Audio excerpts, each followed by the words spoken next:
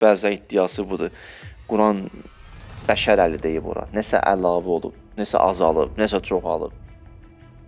Təsəvvür edin ki, sonuncu kitab, bəşəriyyətin səadəti, bəşəriyyətin Rəbbə gedən yolu, xətti, xəritəsi bu təhrif olsa, bəşər qiyamət günü deməz ki, ya bu bəşəriyyət milyonlarla insan, ilahi bizə niyə yolumuzu göstərir?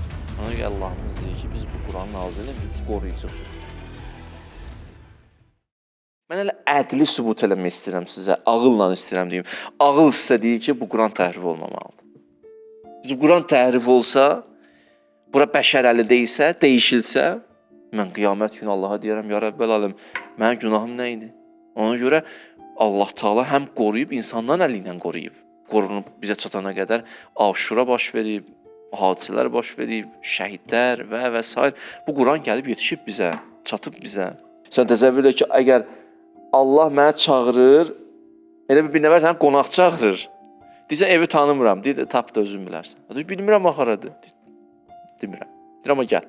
Ya məsələn, sənə konum atır, amma səhv atır. Mənə çağırmısan, yolumu deyir, düz at ki, bilim necə gəlməliyəm. İndi bu Quran tərif olub, mən də gedirəm bunu ilə, amma səhv istiqamətə.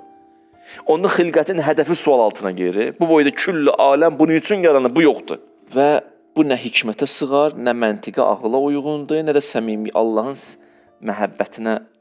məhəbbəti ilə, səmimiyyəti ilə əlaqəsi var. Belə olsa, hamısı sual altına gelir. Və tarixə də baxın, tarixdə də görəcəksiniz ki, təhrif eləmək istəyənlər olub, amma Peyğəmbərin ələl-xüsus imamət və o xas səhabələr var, qabağında durub bu məsələlərin. Qoymayıblar, təhrif olsun.